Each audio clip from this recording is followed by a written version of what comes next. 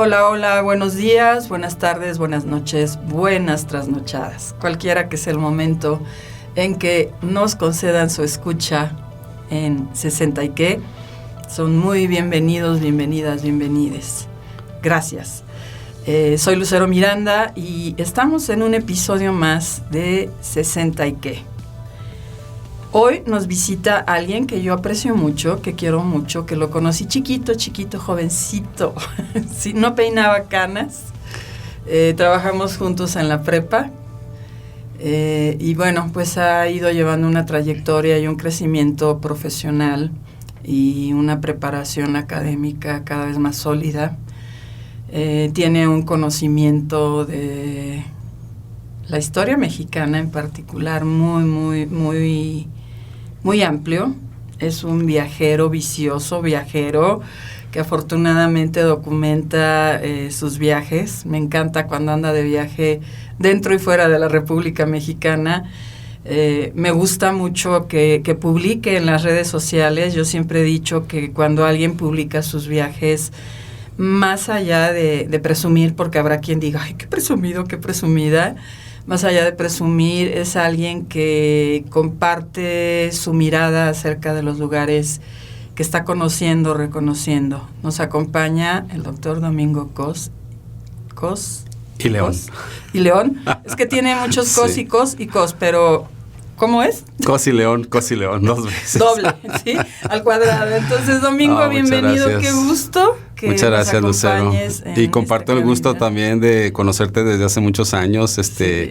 Fuiste mi primera jefa aquí en el TEC. Yo estaba feliz de estar acá y pues muchas gracias por invitarme a este episodio más. Gracias.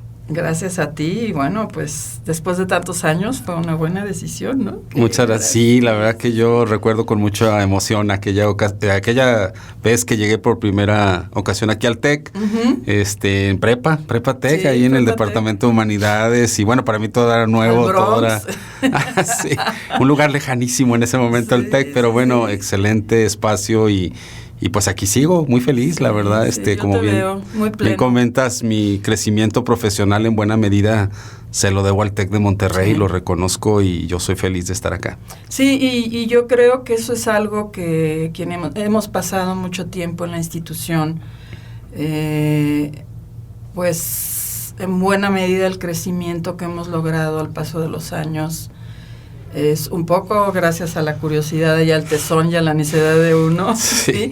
Pero en gran medida el tenerlo, que nos den los recursos y las posibilidades para seguirnos formando y desarrollando esto que en el TEC le llaman nuestro vigor intelectual. Sí, estar actualizado, siempre pues buscando cosas nuevas, haciendo cosas nuevas. Yo creo que esa motivación es muy presente en la cultura TEC. La verdad la vivimos, la gozamos, la sufrimos también a veces, pero nos forma, nos impulsa. Sí. Entonces creo que sí, de ser un recién egresado prácticamente de la licenciatura en historia, con muy pocas herramientas docentes. A Daniel Lemus, entonces, sí, exactamente, muy cercano a él también y a otros profesores que salimos de la licenciatura en historia. Y que bueno, pues uno viene con muchos ánimos, muchos gustos, muchas emociones, a veces pocas herramientas, pero aquí el TEC nos ha apoyado mucho y la verdad que he crecido como docente, como investigador, como persona. Y bueno, pues también como persona en una comunidad donde pues hay un ambiente muy agradable, la verdad que le he pasado súper bien, espero seguir otros muchitos años acá. Y bueno, pues sí, esa experiencia fue en el 97, si mal no recuerdo, cuando 96, llegué por primera vez aquí al TEC, luego ya tuve oportunidad de hacer mis posgrados y ahora pues en profesional ahí me desenvuelvo con mucho gusto. Sí, y aunque tú y yo no platicamos mucho, a mí me brinda mucha tranquilidad y seguridad saber que estás allí. Sí, como muchas que gracias. Hay gente que dices, está ahí. Sí, la verdad que a veces pues los ritmos nos mueven a muchos lugares y poco tiempo a veces de convivencia, pero igual comparto el sentimiento, la verdad que tengo muy buenos amigos, entre ellos pues tú misma, verdad que has estado aquí presente todo este tiempo y bueno, compañeros con los que he hecho muy buena relación aquí en el TEC. compañeros docentes, creo que nos identificamos también en áreas de interés. Sí. Y ahora que comentabas de los viajes, pues creo que también compartimos ese interés. Sí. Yo siempre que puedo, pues soy pata de perro, me encanta salir y viajar, conocer lugares y compartir la emoción, porque esa es la realidad, compartir la emoción, tal vez como una manera también subliminal de invitarlos a que vengan a esos lugares, que vayan a esos lugares, que conozcan sitios que a veces pues no son tan turísticos, pero que aportan mucho a la cultura, a la historia. Sí. Y bueno. Y tal vez hay como esa necesidad de decirle a los demás, vale la pena nuestra historia, vale la pena nuestro México con todo y las broncas cuando hablamos de los viajes nacionales. Claro. O sea, vale la pena, hay que involucrarse, hay que echarse. Sí, y yo creo que al viajar estamos invirtiendo algo muy importante. Yo estoy convencido de que la vida... Todo tiene un valor, el trabajo, la lectura, la investigación, la docencia, pero también el poder conocer lugares, yo creo que es la oportunidad de ampliar esos horizontes, de poder compartirlos después. Yo ojalá tuviera más tiempo, la verdad que me lo voy a dar de alguna forma y ahora que pueda tener un poco más de espacio Domingo, de viajar más todavía. Te faltan como 10 años todavía, así que controla tus Pero bueno, emociones. ya estoy pensando en el siguiente, a ver qué sale. Sí, es que dice Domingo que ya está casi a las puertas de la tercera edad y pues yo digo que no, que todavía te cuelga. Pues ya me sueño en la tercera edad, yo la verdad no... No, pues de soñarte, sueñate. Yo quisiera ya estar en tercera edad y poder, y bueno, ya estoy cerca, pero poder, no, me faltan algunos añitos, pero sí, poder tener incluso más tiempo para poder viajar y conocer más lugares. Y fíjate que hablas de algo bien interesante, y es tener proyectos y tener planes justamente para cuando uno rebasa la barrera de los 60, ¿sí? Sí. No quedarse sentado, no quedarse al lado del camino viendo cómo pasa la vida. Exacto. O sea, tener un proyecto de vida y tener un sentido de vida hace una diferencia enorme y te aleja de la sensación de estar en los 60. Sí, porque curiosamente, bueno, también soy muy observador y muy curioso. Y he visto cómo muchas personas de repente, pues sí, llegan a esta edad de la llamada tercera edad y les falta un proyecto. Yo digo, hay que tener proyectos, hay que hacer cosas, no añorar lo pasado o decir, bueno, pues ya no trabajo, ya no tengo esta actividad.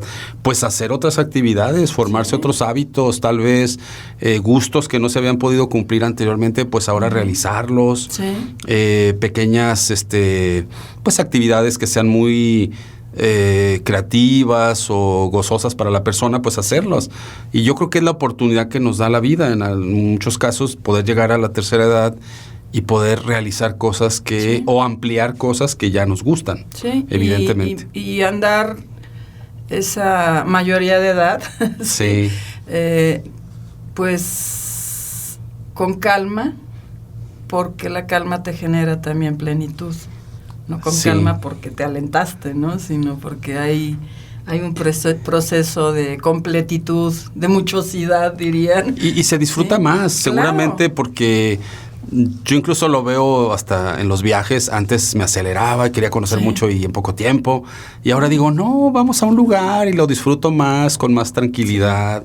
Lo recorro, lo camino. Creo que también eso nos da la oportunidad a la vida de gozar un poco las cosas con mayor tranquilidad. Que bueno, es un proceso natural. Cuando se es más joven, pues queremos comernos al mundo, como se dice, ¿verdad?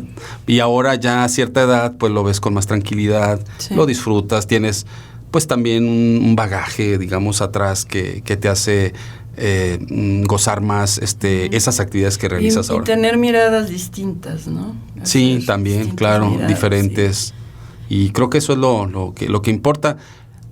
Porque a veces sucede eso, que nos clavamos demasiado en el pasado, en lo que hacía, en lo que viví. Sí, digo, está padre y todo, recordarlo, gozarlo, como volverlo a traer. Pero ver hacia adelante y tener otros proyectos, eso es muy importante. Oye, Domingo, tengo una pregunta que me surge en este momento y es, cuando tú llegaste aquí, jovencito, ¿de qué edad llegaste? Pues yo tenía en ese momento 27, 28 años. Un bebo. Sí. ¿Y ese bebo se imaginó alguna vez estar como ahorita estamos en esta época ya peinando canas, siendo un profesor respetado, con sus grados académicos, no, pues, la verdad, muy querido. Gracias. ¿Lo alcanzabas a...? No me imaginaba, la verdad que no. Incluso debo confesar que no me imaginaba la docencia. Yo entré a historia por el puro gusto de la materia. O sea, a mí me encantaba la historia desde niño. Sí. Yo recuerdo que me gustaban mucho las cosas del pasado, las cosas viejas, iba a los bazares, me emocionaban las cosas así. Pero nunca me imaginé como profesor. La verdad que lo fui descubriendo después cuando... en el 95 empecé a dar unas clases en algunas escuelas privadas, luego en el 97 ya aquí en el TEC, y fui descubriendo el universo de la docencia, la verdad, y la docencia de las ciencias sociales y de la historia en particular, con toda esta capacitación y con todo este ambiente tan propicio que tuve acá. Entonces sí, no me imaginaba en ese momento, y yo creo que también después la irrupción del internet y de todas estas herramientas que hemos estado utilizando posteriormente, tampoco las tenía ni siquiera en lo más mínimo. No. Entonces yo creo que eso ha sido también algo muy padre, que es como ir descubriendo potencialidades que no tenía claras, que no sabía pues que las iba a desarrollar. Y estar además en un ámbito de conocimiento muy estigmatizado por las áreas de la tecnología. Entonces, sí. Romper de alguna manera el estigma de que, pues son de ciencias sociales, son historiadores, esos son como viejitos, ¿no? Que van a andarle entrando a la tecnología. La tecnología... Pero le entrabas. Y es una herramienta súper útil, digo, ya últimamente, por ejemplo, hacer recorridos virtuales en internet. Los museos. Las visitas a museos. He tenido la oportunidad de hacer en clase visitas virtuales por ejemplo, al Museo de la Tolerancia y la Memoria en México. Y es una actividad que me encanta, a los estudiantes también les encanta. Digo, no estamos físicamente ahí, pero lo estamos viviendo. Pero sí te conecta. Y lo estamos conectando con el pasado, cuestiones, por ejemplo, en ese caso de la Segunda Guerra Mundial, o una zona arqueológica que podamos recorrer también en este recorrido virtual, o incluso presencial, porque también yo soy de los convencidos que por lo menos en una ocasión al semestre hay que hacer una visita guiada, una visita. Yo ya no las hago, pero sí lo hice. Bueno, yo sí lo sigo haciendo. Vamos tú tienes 10 años menos que vamos aquí por ejemplo, a Huachimontones, que a pesar de que está tan cerquita la zona de Teochitlán, de repente les pregunto, ¿conocen la zona de Huachimontones? No, pues casi nadie. Pues vamos a ir a Huachimontones y vamos. O un recorrido en el centro de Guadalajara. Que no conocen tampoco el centro. Que tampoco conocen en la mayoría de los casos. Y son miradas críticas. Por ejemplo, yo les digo, vamos a ver un retablo barroco que se conserva en la capilla de Aránzazu y nadie se imagina que ahí hay retablos barrocos, ¿verdad? Que son del siglo XVIII. Fuera de proporción, pero exactamente, y es una cosa extraordinaria y que la tenemos aquí muy, muy cerca. Entonces, en la posibilidad de mis capacidades y demás, pues lo hacemos por lo menos una ocasión al semestre. Hemos visitado cúpulas de iglesias, los he llevado a torres de iglesias antiguas, hemos visitado los conventos de monjas como Santa Mónica, o lugares así en Guadalajara que a veces no los ubicamos, digo, podemos pasar por ahí o los hemos visto tal vez en fotografías en la televisión, pero son pequeños tesoros que nos introducen a temas históricos muy importantes, y eso es algo... Y que te ayudan a darte un sentido de pertenencia y un sentido de identidad que no sabías que tenías allí. Exacto, guardado. Entonces les digo, aunque no sean de Guadalajara, viven en Guadalajara, o los que somos de Guadalajara, pues con mayor razón, vamos a conocer estos lugares, darnos la oportunidad de un pequeño recorrido, aunque sea, o ir al cafecito donde Rulfo iba y se tomaba su café hace 50 años, ¿no? Entonces es cosas así. Las cosas, Vengan, siéntense aquí donde Rulfo se sentaba, ¿no? Entonces es padrísimas que abren la imaginación del estudiante, y yo creo que eso... Pues como docente sí lo gozo muchísimo. Sí. No, y eso toca la vida de las personas. Exacto. ¿Cuántas no sabemos? Pero a alguien le está haciendo clic, le está haciendo sentido y le está dando importancia. Y sobre todo algo que a mí me marcó en los inicios de ser profe, hacer significativo el conocimiento. Exacto. Yo a mí esa palabra me marcó, hacer significativo, porque el conocimiento si no tiene un significado, pues va y viene y pasa y se va. Sí. Pero cuando le damos un significado, pues lo apropiamos, lo hacemos ya nuestro. Y se incorpora, yo insisto mucho que el significado va de la mano con, o sea, no es siremia, ¿verdad? Pero va de la mano con el sentido de pertenencia. Entonces, exacto, desde mi punto de vista, no puedes pertenecer a X si no hay un mundo de significados, quizá de rituales, de simbolismos, sí, que están alimentando esa pertenencia. Y en el caso de la historia es bien importante porque yo digo, bueno, los chicos son jóvenes, sí, ellos están proyectados al futuro, la historia no les dice mucho, entonces hay que hacer esa labor de conectarlos con la historia, son un producto de la historia, ellos mismos van a hacer historia. Entonces yo creo que hay que hacer ese clic con los estudiantes, porque sí es normal que algunos muy jóvenes digan, bueno, es que a mí la historia pues no me llama mucho, o las cuestiones sociales no les interesan tanto porque bueno, están viviendo una etapa de su vida en la que pues están volcados al futuro, tienen proyectos, está excelente. Entonces como docente también esta parte es muy importante, ¿no? De darle ese significado, de que ellos mismos se sientan parte de esa historia, exacto, conectados con con su historia familiar, con su historia social. Sí, y va muy de la mano con estos tiempos coyunturales. Exacto, sí, además. En los que pues le preguntas a los chavos y no saben nada de política. Exacto. Y aquí, o sea, los chavos, dices tú, ok, van a votar de los 18 a los 30, ¿sí? Pero la neta, como dicen ellos, entre los 18 y los 20, 22 años, ¿cuál es la experiencia política que han tenido estos chicos? ¿Cuál es la experiencia ciudadana que no haya sido transmitida por los primeros años escolares o por el hogar? Y entonces pues ahí hay un paquetote que se nos está quedando volando. Sí, y yo les digo a veces, bueno, pues la historia es como cuando vas al cine, ¿verdad? Y, sí, y ves toda la película, porque si llegas nomás al final, pues no vas a entender la película, y ese final es el presente que estamos viviendo. Claro. Entonces, ¿quieres saber la película? Pues asómate un poco al pasado, qué es lo que viene, por qué hemos llegado a este momento, a estas circunstancias, en la política, en la cultura, en cualquier tema. La historia nos permite ver toda esa película. Sí. Entonces hay que voltear al pasado un poquito. Y en ese voltear a ver al pasado, yo les decía cuando daba historias, ahorita tengo otros enfoques, pero les decía es que es como cuando te enamoras de una chica, de un chico.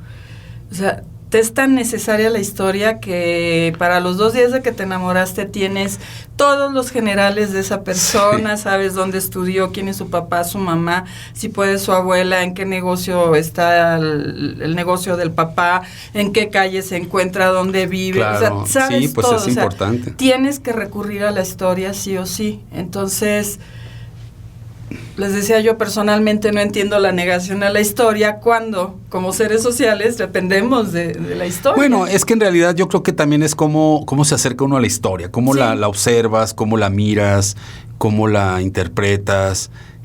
Muchas veces hemos maleducado, digamos, malinformado al estudiante, pretendiendo cuestiones demasiado memorísticas, sí, y torturando al alumno. No tiene sentido, no tiene importancia eso. Yo les digo, es como el esqueleto, es como si viéramos un esqueleto, no vemos la carnita.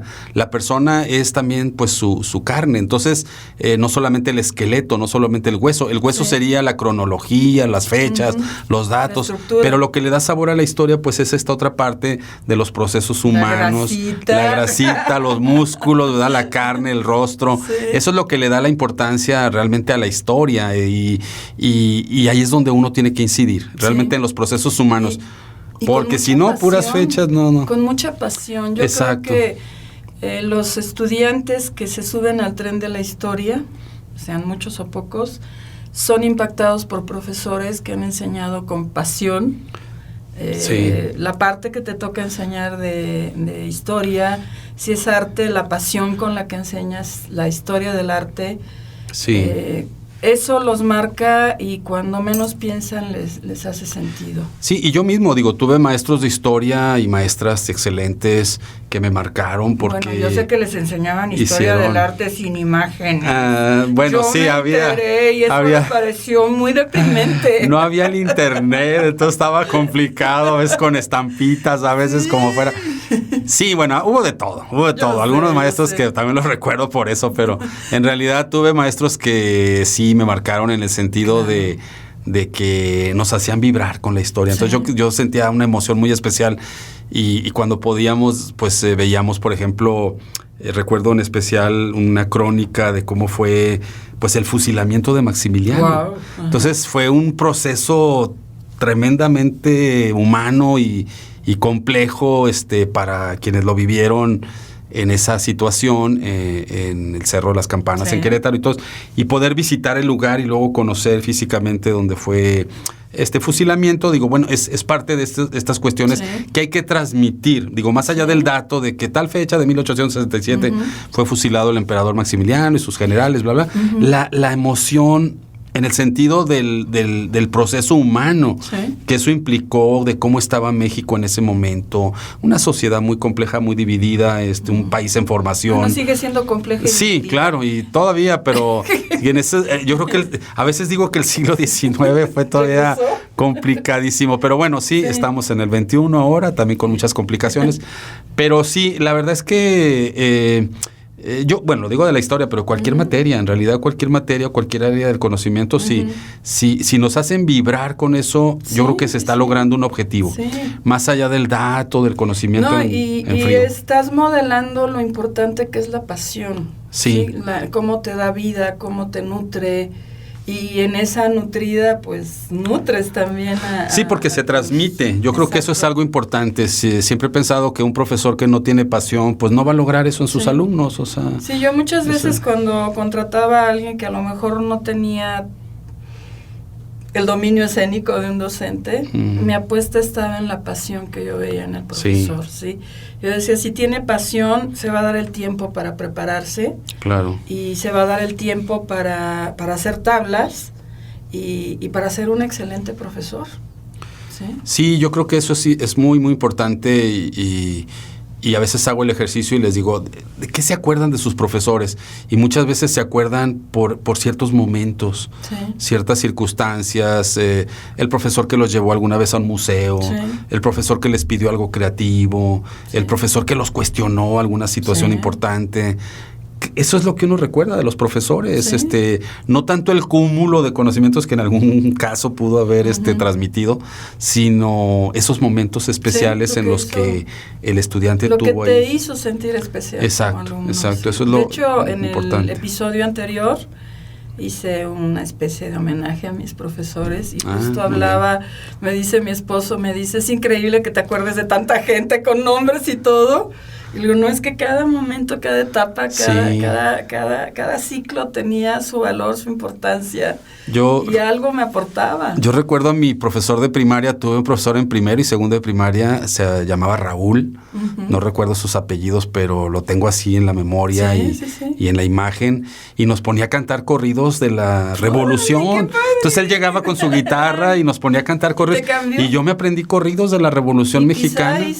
O sea, a lo mejor ya traías la vena de la historia. Entonces yo estaba fascinado porque eran cosas pues tan padres para mí. ¿Cuál sabías saber, Domingo? Por ejemplo, Carabina 3030, Jesucita en Chihuahua. Claro. O sea, muchas que me aprendí, bueno, ahorita son las que recuerdo más, pero nos las aprendíamos de memoria y en los festivales, pues yo era el primero ahí que salía todo, porque me encantaban esas canciones de la Revolución y el profe le ponía mucha pasión a su guitarra y todo, y nos ponía a cantar. Fíjate, en casa de mis abuelos estaba el disco de Ignacio López Tarso. Excelente. Ese donde salía con el sombrero, los corridos de la Revolución. Entonces, para mí era así como un acto subversivo poner el disco de los corridos de López Tarso. Entonces, y cuando toco un tema histórico, de repente digo, bueno, vamos a poner algo de música y les pongo alguna parte de un corrido, o ahora que estábamos viendo siglo XIX, les puse Adiós Mamá Carlota, ¿verdad? Una canción de Vicente Rivapalacio, los liberales, como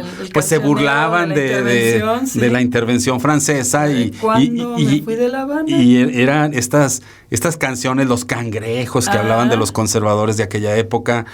Entonces, yo creo que la historia nos permite echar mano de un montón de herramientas, digo, más allá de los datos históricos en sí, la música, la arquitectura, el arte. Fíjate que ayer hice una actividad que me gustó mucho. He trabajado mucho con arcilla, de repente con plastilina. Con plastilina no me gusta porque hacen un batidero. También con arcilla, pero nos salimos a los jardines. Entonces ayer lo hice con plastilina derivado del calor. Y entonces les pedí que primero hicieran una representación simbólica de ellos mismos les pedí que partieran en 4 la plastilina y que el primer trozo era para representarse a ellos. Y dije, me van a sacar los ojos. Pues lo hicieron. ¿Qué tal? Sí.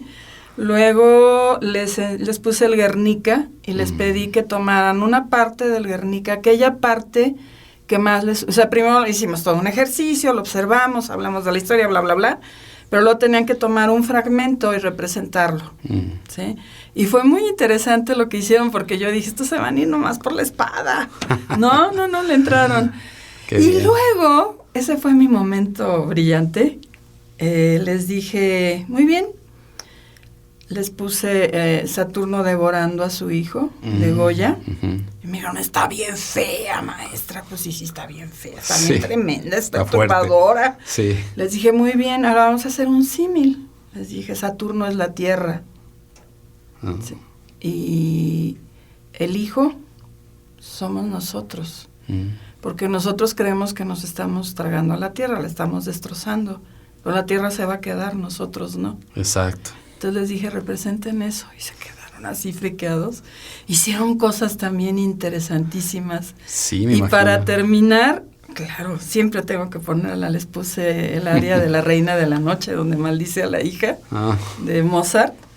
Entonces les dije, lo que quiero es que escuchen la música, no que vean la representación de la mejor Reina de la Noche que ha habido en la historia de la ópera. Y entonces hicieron cosas súper orgánicas, así como alteradas. Qué padre. Y unas piezas de no más de 5 centímetros.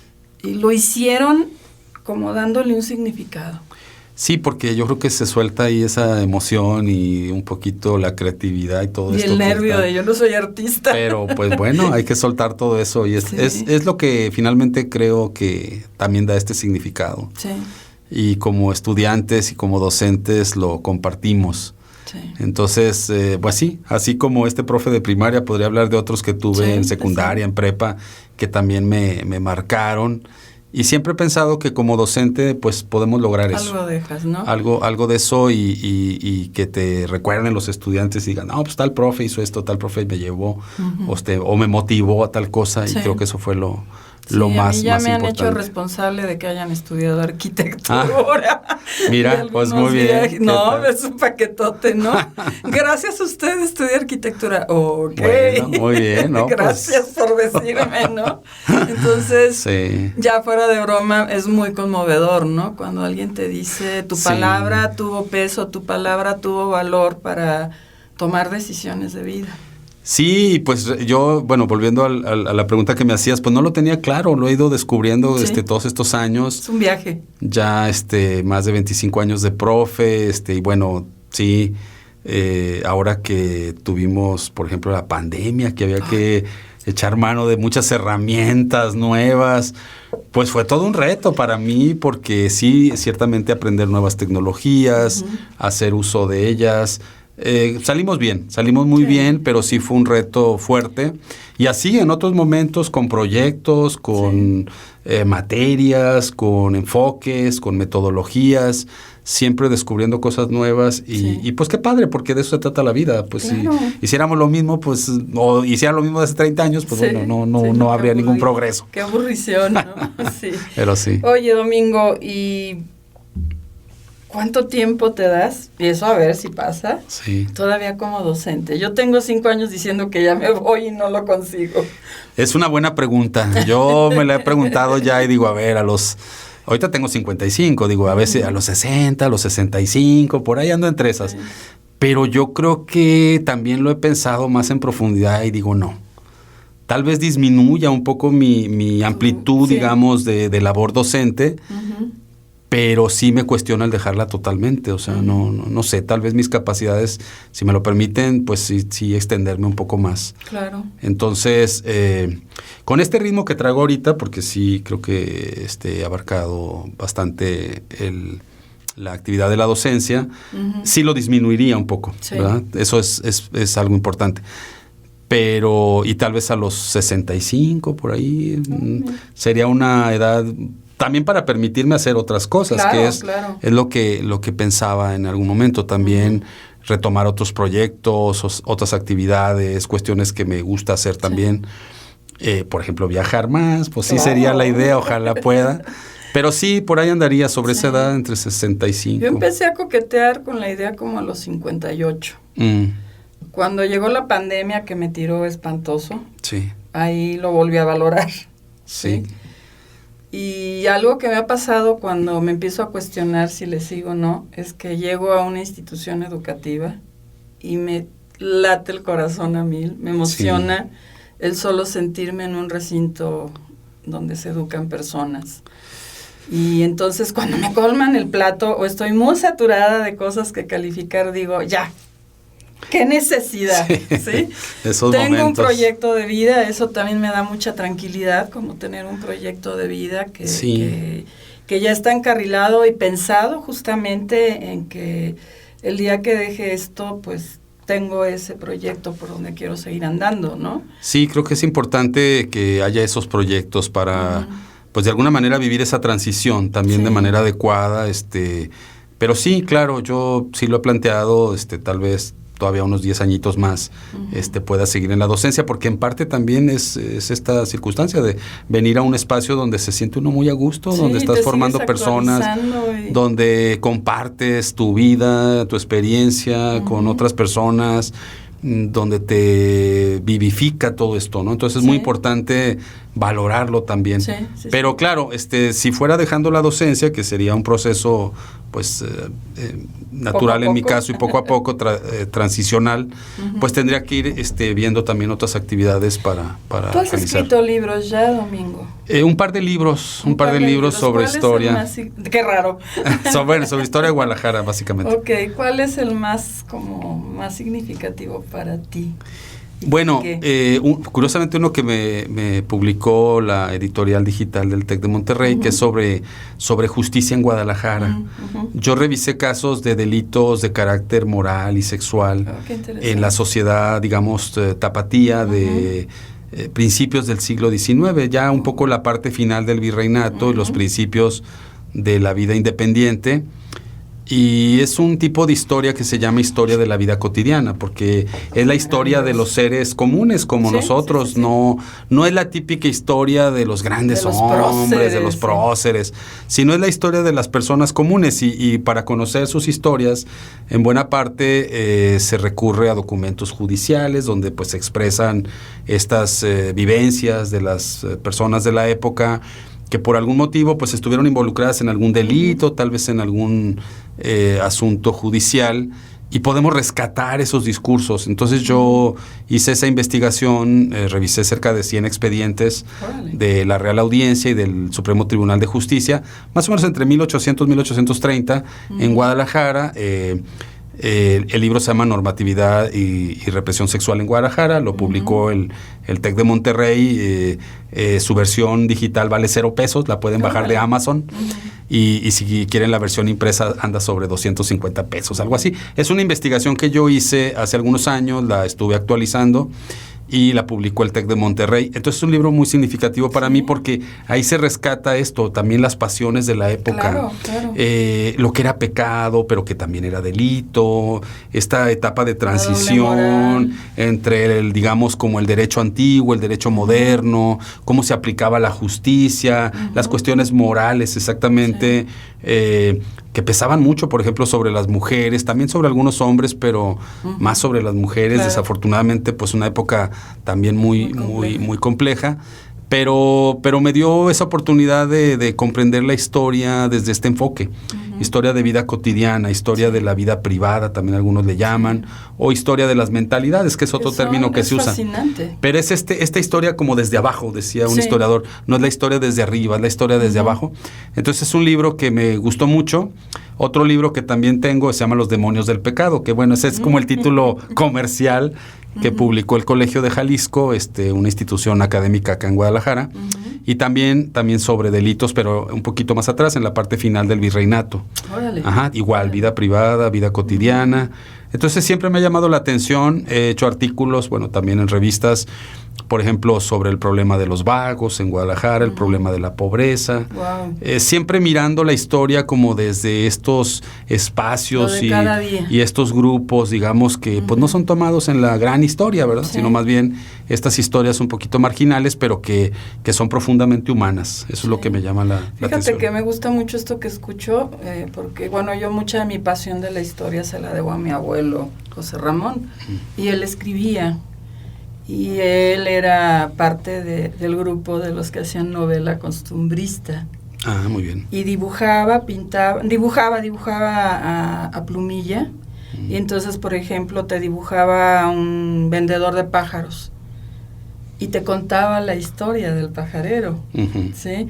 Te contaba la historia del que había montado un determinado caballo con determinadas características, pero era así como el cómo iba viviendo la gente, la que hacía el queso, la que echaba las tortillas. Entonces te da una dimensión mucho más humana de la historia. Y de muchos oficios que, por ejemplo, ya no existen. Estaba recordando, por ejemplo, las tipografías o de la época del siglo XIX, sobre todo de oficios en México, de tipos mexicanos, el aguador, el sereno, el pajarero, este tipo de personajes. Que limpiaban las chimeneas. Exacto, sí, gente que se dedicaba a oficios. Yo ahorita me acordé también de un tatarabuelo que él reparaba, lo supe por una historia familiar, reparaba las ruedas de las carretas. Fíjate. Entonces él era un mecánico, digamos, de la época, que se especializaba en reparar estas ruedas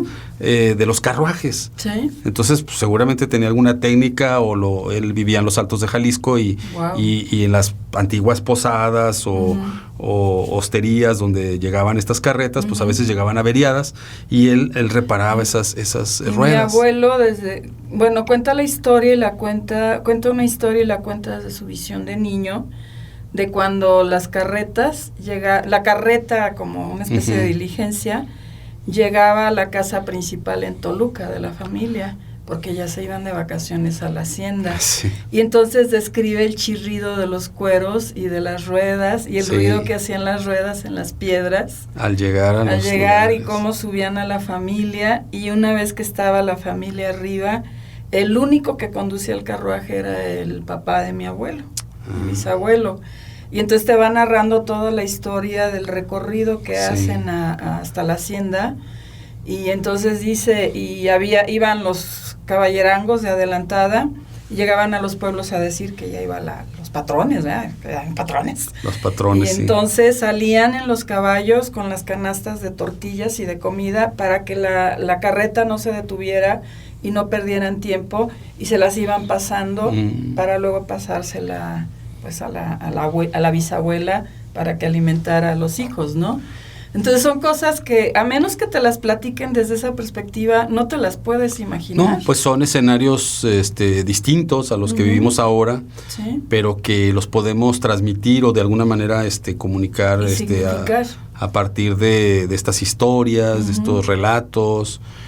Ahorita me acordé, por ejemplo, que también muy cerca aquí de Guadalajara tenemos unas pinturas costumbristas en La Barca, un poblado entre Jalisco y Michoacán, que bueno, hay una casona ahí, ¿verdad?, llamada La Moreña, que tiene unas pinturas extraordinarias. Y también ¿pueden visitar? Se pueden visitar, es el museo. Para mi gusto son las mejores pinturas costumbristas que tenemos en México. Las restauraron hace algunos años, yo tuve la oportunidad de ir un par de veces, y es como ver fotografías de la época, exactamente las costumbres, cómo cruzaban el río, porque bueno, la barca justamente era la barca que los cruzaba y que le dio nombre al poblado. Entonces, cómo cruzaban el río, cómo vestían las mujeres, es un pueblo muy bonito, cómo sembraban, cómo la gente andaba a caballo. Es un pueblo muy bonito, La Barca, y está muy cerca de aquí de Guadalajara. Entonces también en algún momento, pues ahí tendré que llevar a algunos estudiantes. Ya he llevado hace algunos años en otras circunstancias, pero no está tan lejos de Guadalajara, y podemos encontrar también ejemplos de este costumbrismo, y claro, las pinturas en otros lugares, porque como que era una moda también muy importante en el siglo XIX decorar las casas con escenas de la época. ¿A la romana? Entonces, un poco a la romana, ¿verdad? Estos frescos ahí. Entonces, la verdad que sí, echar mano de estas herramientas es muy importante, porque podemos, pues aunque parezca frase muy trillada, pero viajar, ¿verdad?, en el tiempo, poder recorrer, imaginarnos. Nos decía un profesor, en la historia es importante la imaginación. Todo el tiempo.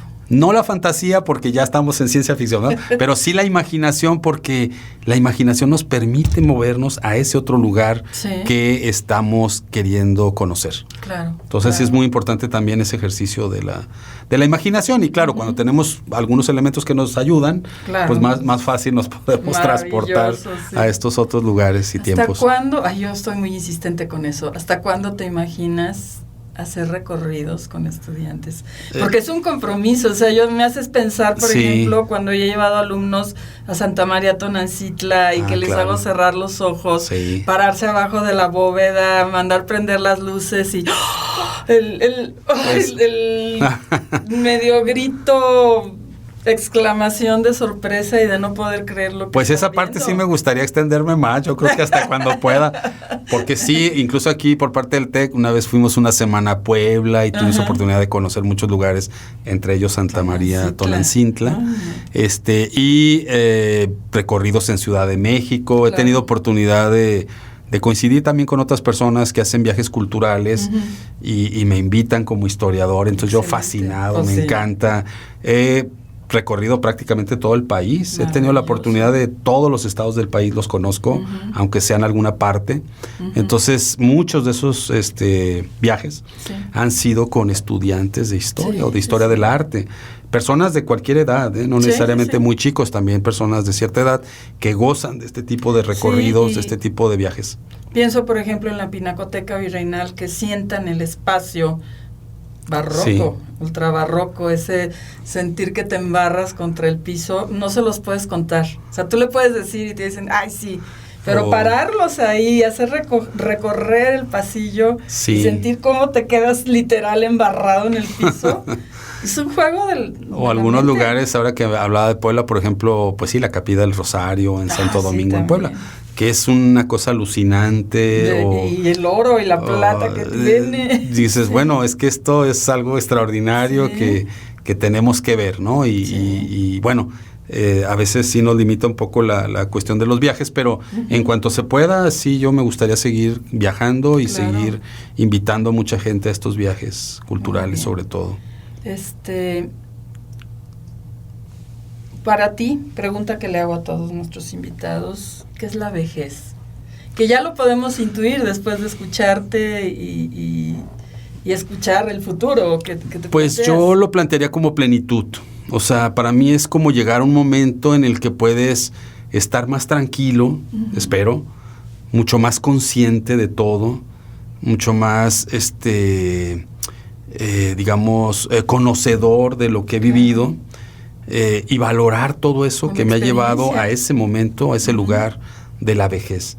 Ojalá sea así, yo así lo planteo para mí, llegar a un momento de plenitud, de mayor gozo, de sentirme satisfecho, creo que sí lo voy a lograr, de lo realizado en pues todo este recorrido que ha sido la vida, de sentir que he hecho historia también. Yo mismo les digo a mis alumnos, pues nos vamos volviendo un costalito de historia. Entonces, pues bueno. ¿De historia con historias? Claro, una historia ahí con pies, ¿verdad? O sea, de alguna manera nos vamos haciendo historia también y poderla transmitir también como con esa, pues con esa plenitud. Y ojalá sabiduría amor, también. ¿no? Sí, exactamente. Entonces, para mí la vejez es algo que creo que lo voy a gozar, espero que sí. Digo, dentro de lo que implica ciertas limitaciones físicas, pues pero espero tener la plenitud de todo ello y de lo intelectual también, claro. Pero gozarlo a esa manera, disfrutarlo de esa manera. No llegar con miedos ni con frustraciones, sino llegar con ganas de vivir esa etapa. Y estamos en una etapa maravillosa, hoy 2024, porque antes no había una cultura de formación ni de preparación para llegar a la vejez, y a nosotros nos está tocando parte de lo viejo y parte de lo nuevo. Exacto. Y entonces nos viene esa cosquillita de me tengo que preparar, y Me acuerdo que alguien le decía, es que si ya tienes 50 años ya debes de ir con el geriatra, y alguien me dijo, no, pero si todavía no estoy viejo. Y entonces le decía yo, no es que estés viejo, es que tienes que empezar a preparar. Creo que esa palabra es importante, prepararse, porque de repente hay personas, yo supongo que les llega de golpe y sí se sacan de onda, porque, ya no tengo nada que hacer, ya no trabajo, ya me jubilé, ya no sé cuánto. Bueno, es que hay que prepararse psicológicamente también a ese momento en el que puedes ir pensando qué voy a hacer, qué actividades podré realizar, con quiénes voy a convivir, o sea, todo eso. Y se está rompiendo también esto del padre proveedor, la madre en la casa. Y entonces yo les digo mucho, de pronto el proveedor se jubila, se queda volando sin nada que hacer, porque estaba volcado en el trabajo y llega a la casa.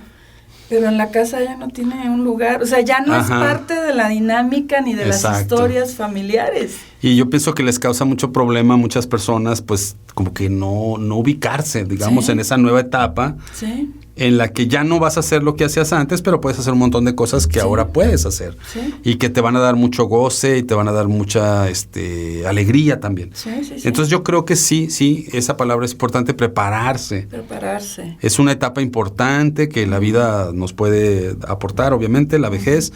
Y entonces vivirla con... triglicéridos, el colesterol, los cristales de sal, no me acuerdo cómo se llaman. Estar más al pendiente de todas esas cosas, que tal vez pues muy joven no nos importa mucho, pero que a cierta edad, claro. Decía pues mi madre, es que ustedes creen que siempre van a ser jóvenes. Sí, pero bueno, no siempre. Cuando te venías a dar cuenta, pues...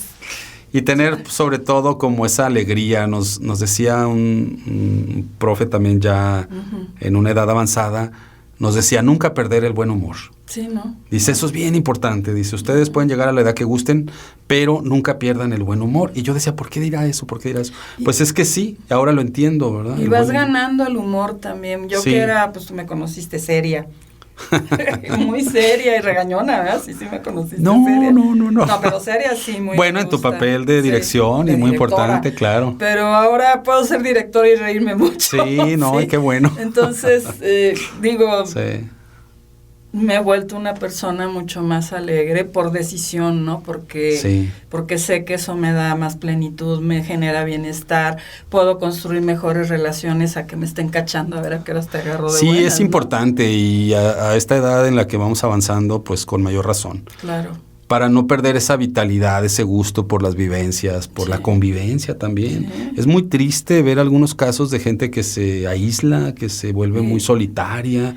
Y bueno, yo creo que eso no... O la invisibilizan también.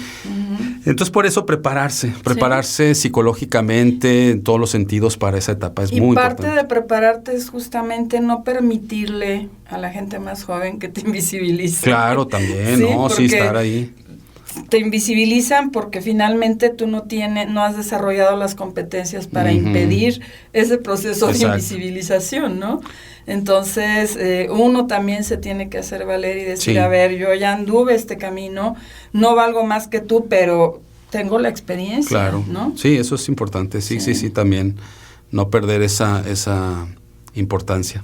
Bueno, Domingo, pues para terminar, ¿qué le dirías a los más jóvenes que tú que hagan para la plenitud? De alguna manera ya lo dijimos, pero así como concretamente, ¿qué les dirían? ¿Qué tienen que hacer? Sí. Yo básicamente digo, no sé de muchos consejos, pero yo les diría, hagan lo que les gusta hacer. Claro. Lo que les dé pasión. Sí. Si les gusta barrer, barran. Si les gusta trapear, trapeen. O sea, si les gusta... Como San Martín de Porres, que le decían, ¿por qué barres? Porque me gusta mucho. Me gusta barrer. Si me da pasión eso, pues barro bien bonito y soy feliz. O sea, hagan lo que les gusta. Yo lo viví en carne propia. Mucha gente de repente me decía, no, es que eso de la historia, y así como que... Y no te decían, te vas a morir de hambre. Sí, la típica, claro. O eso para qué, eso no sirve, etcétera. Pero yo digo, esto me da pasión. Y si me da pasión, me da vida. Y eso es lo importante. ¿Sí? Entonces yo básicamente eso es lo que diría. Domingo, yo te agradezco muchísimo. Muchas gracias, Lucero. Esta conversación, de verdad, la aprecio muchísimo. Gracias. Creo que es la primera vez que hablamos de corrido tanto tiempo. Sí, pero qué padre. Pues ojalá haya más tiempo y oportunidad. Muchísimo. Sí. Amigos, estuvo con nosotros Domingo Cosileón. Sí. Y pues yo les invito a que nos sigan escuchando, les invito a que le toquen en la campanita, que nos sigan a que nos recomienden, por favor, y que a quienes nos recomienden también nos sigan, y para que sepan cuando estamos publicando nuevo podcast. Yo estoy muy emocionada, le compartí a Mario hace rato que cada vez me encuentro cada vez más personas me dicen, escuché tu podcast, me gustó mucho, sí. Ya me estoy poniendo al corriente con los episodios. Vino una amiga ayer que también ya la entrevistamos aquí a Tere Castillo y me decía, tienes una fan en Guatemala. Y entonces Mario me dice, ahora ya sé quién es la persona de Guatemala, ¿sí? Y creo que te decía a ti, tenemos a alguien en Nueva Zelanda, sí, tenemos a gente en Inglaterra, tenemos en diversas partes, ¿no? Sí. Y no somos muchos, pero somos suficientes. Pues muy pertinente, muy loable tu labor, la verdad que esto es importantísimo. Yo creo que a muchísima gente nos interesa que vamos avanzando en la vida y tenemos que saber, tenemos que conocer y prepararnos para pues toda a mí me emociona mucho el tema etapa. Y he ido aprendiendo mucho. Claro que sí. Bueno, desde que empezamos a preparar el podcast y ahora pues el 1 de junio cumplimos un año publicándonos. Con algunos resquebrajos, pero cumplimos un año. Muy bien. Y me ha implicado un viaje de aprendizaje también, aprender más sobre la vejez. Hay cosas fascinantes y cosas aterradoras. Sí. Aprender más sobre los jóvenes, sobre diálogo intercultural, aunado a la cultura de paz que hemos venido trabajando. Entonces se vuelve así como un mapa de viaje interesantísimo. Mil gracias, Domingo. Muchas Mil gracias a nuestros escuchantes, nuestros podescuchas. Escuché ese neologismo. A nuestros podescuchas. Gracias, Mario, por estar en los controles. Soy Lucero. Síganos, por favor, y hasta la próxima. Esta es una producción del Centro de Arte y Realización Digital de la Escuela de Humanidades y Educación del Tecnológico de Monterrey, Campus Guadalajara. Música original de Luis Mendieta. Edición y producción de Mario Uscanga. Diseño de imagen, Cecilia Carrión. Idea original y voz, Lucero Miranda.